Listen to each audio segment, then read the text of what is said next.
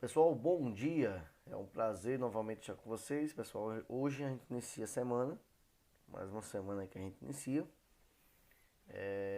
com a continuação do tema passado, da aula de sexta-feira, a nova China, parte 2, tá bom? Então aí a gente vai conhecer um pouquinho mais sobre a China. Lembrando do nosso compromisso, dia 29, na próxima quinta-feira, teremos nosso drive-thru, é de extrema importância a presença de vocês, tá bom? Então vamos lá. Pessoal, vamos entender um pouquinho da economia chinesa. A Revolução Socialista ela dura de 1949, como está aqui, a 1976, onde a China foi governada por Mao Tse-tung.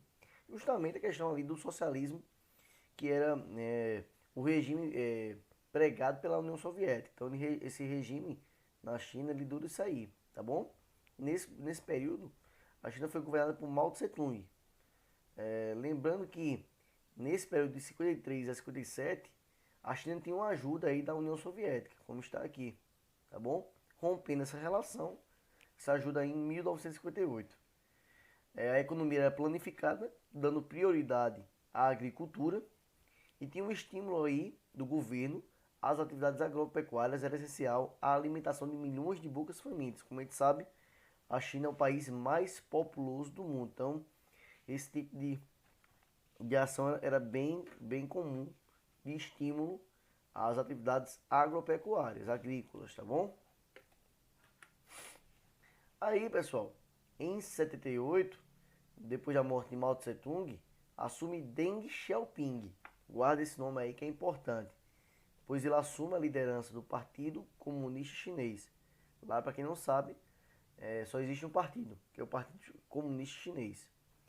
E aí deu início a uma série de modificações na economia chinesa.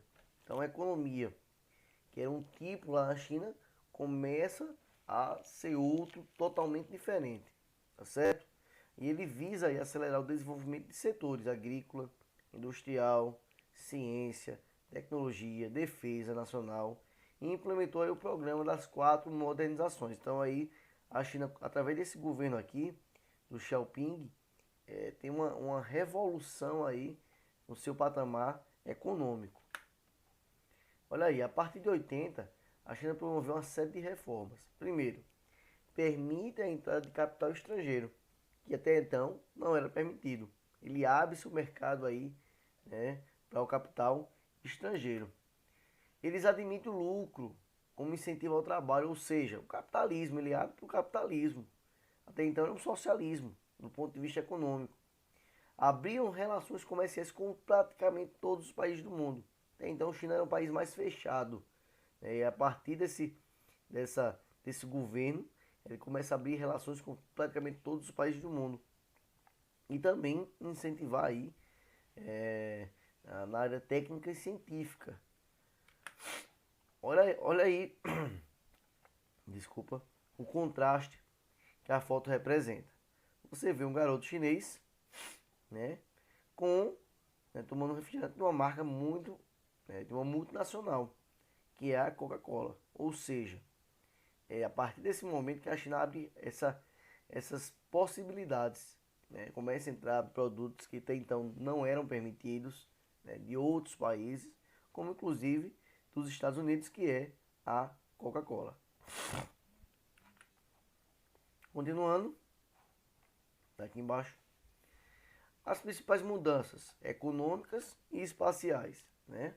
Foram criadas aí as ZEEs, é importante, que são zonas econômicas especiais, com a economia de mercado no modo capitalista, ou seja, o país virou um país praticamente, quando se fala do ponto de vista econômico, capitalista.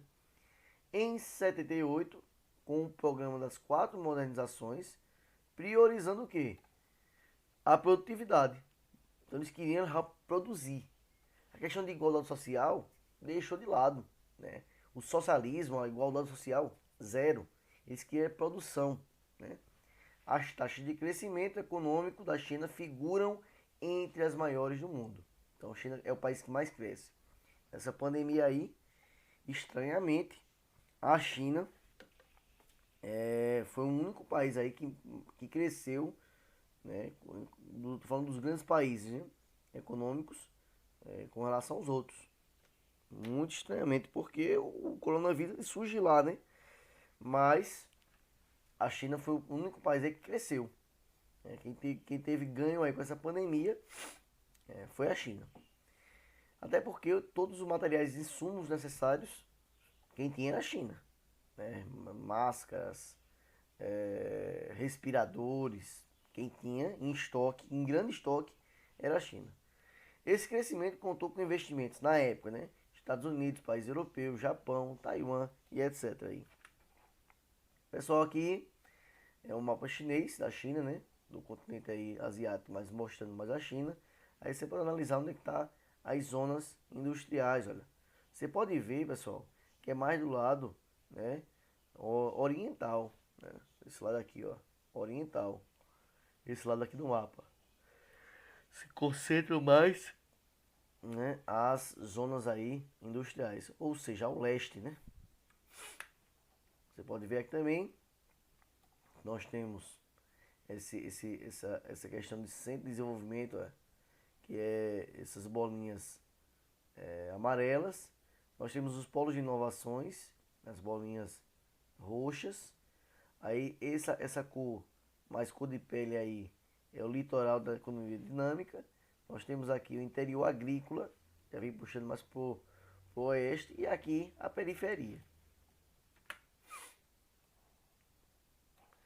Reformas capitalistas, pessoal, e controle comunista.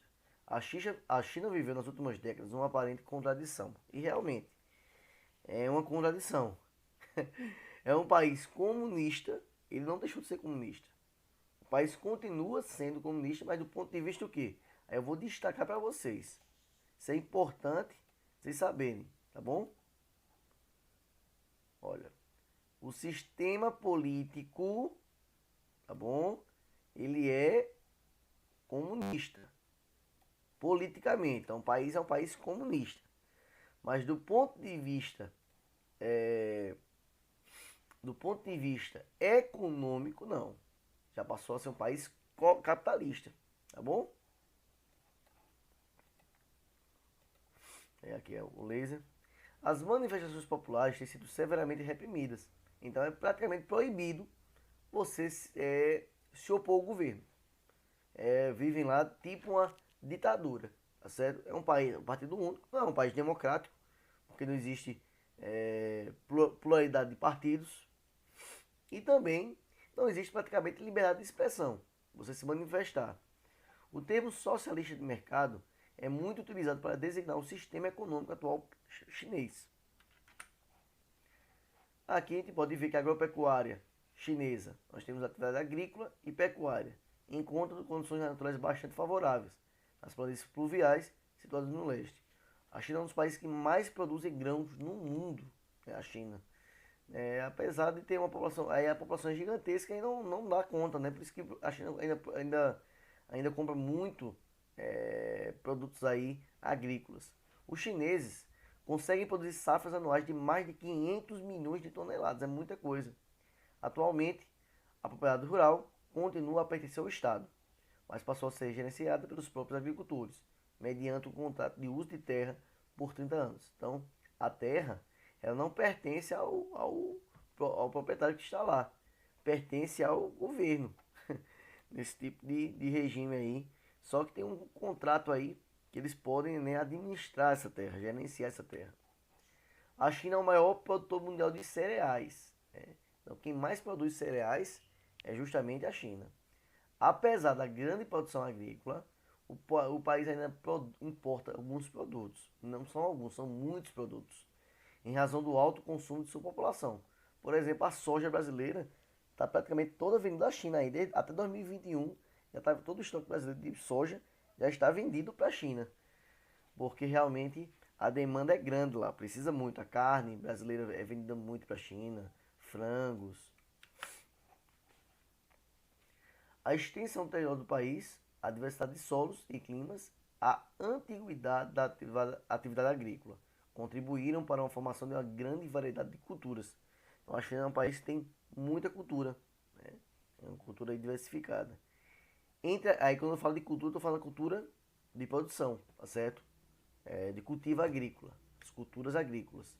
Então, entre as quais se destaca o arroz, tá certo? O arroz, destaca aí, cultivado principalmente no sul, e o trigo, cujo cultivo se concentra mais ao norte. Então, aí, os dois principais cereais produzidos na China é o arroz e o trigo. As principais produções agropecuárias, você consegue ver, né? O trigo e a soja, tá mais ou menos aqui, mais ao norte. Temos o arroz, olha, aqui nessa série. Aí você vai vendo aí algodão, trigo, cana e etc. A atividade industrial. Apesar de ainda concentrar 60% da população no campo, o motor da economia chinesa atual é movido principalmente pela indústria. Eles produzem muito. É tanto, pessoal, que aqui no Brasil, geralmente você compra alguma coisa, você olha lá atrás, está lá, Made in China. Eles produzem demais, demais, demais, demais. É o setor que se destaca aí, né, grande força na economia chinesa, é a atividade industrial. Apesar deles produzirem muito produtos agrícolas, mas aí é mais para consumo interno, né? Eles não exportam muito isso. Os produtos industriais predominam na pauta das exportações. As indústrias de bens de consumo conquistaram destaque no mercado internacional. A China é o segundo maior exportador mundial, superado apenas pelos Estados Unidos, né? Então, quem mais exporta no mundo são esses dois países, China e Estados Unidos. Comércio exterior. A China nos últimos 30 anos cresceu mais do que qualquer outro país, isso é óbvio, né? Quem mais cresceu aí no último país, nos últimos anos foi a China. E esse ano, como eu falei inicialmente, a China continuou crescendo. Teve uma quedazinha devido à pandemia, mas continuou crescendo. Olha o que tem lá. Baixos salários, destacar, né? Para quem acha que a China é uma mil maravilha, tá bom? Olha, baixos salários, mas aí teve uma subvalorização da moeda, certo? Que é igual, né? Atrai capitais de todas as partes do mundo e garante a China elevada competitividade no mercado mundial. Então, quem consegue competir é a China, porque os trabalhadores é uma mão de obra barata, eles não pagam muito para esses trabalhadores, e com isso, com a produção em massa, eles conseguiram subvalorizar a sua moeda com relação ao dólar. Incentivos fiscais, mão de obra barata e abundante e grande mercado consumidor são motivos de seus elevados investimentos externos, que alavancaram o surpreendente crescimento econômico chinês. Então, olha aí, o investimento externo alavancou muito isso. A admissão da China na OMC em 2001 foi outro fator que contribuiu para a ampliação do intercâmbio comercial, porque até então a China não fazia parte da OMC, então que é a Organização Mundial do Comércio. Com esse ingresso foi de extrema importância aí para o crescimento econômico da China. E aí, pessoal, outro fator que existe muito na China é essa poluição aí. Olha que absurdo. A China é um dos países que mais, né, contribui para a emissão de gás carbônico no mundo. E a gente sabe, pessoal, que o gás carbônico ele é um dos causadores aí do buraco na camada de ozônio, né, que tem gerado aí que a gente chama de aquecimento global, né, esse aumento nas temperaturas anuais. E ainda, além de proporcionar outros problemas aí, como câncer de pele, né? Então, essa poluição é comum, né, na China. Você tem dias lá que você não consegue ver nada aí pela poluição atmosférica, tá bom? Continuando, eu acho que finalizou aqui. Vocês têm atividade em PDF para entregar até dia 29, ou seja, no dia do drive-thru, né? Dia 29 vai entregar aí a atividade em PDF que está enviada junto com a aula, tá bom? Então, qualquer dúvida, estou à disposição. Fiquem com Deus e tenham aí uma excelente semana pela frente, tá bom? Tchau, tchau.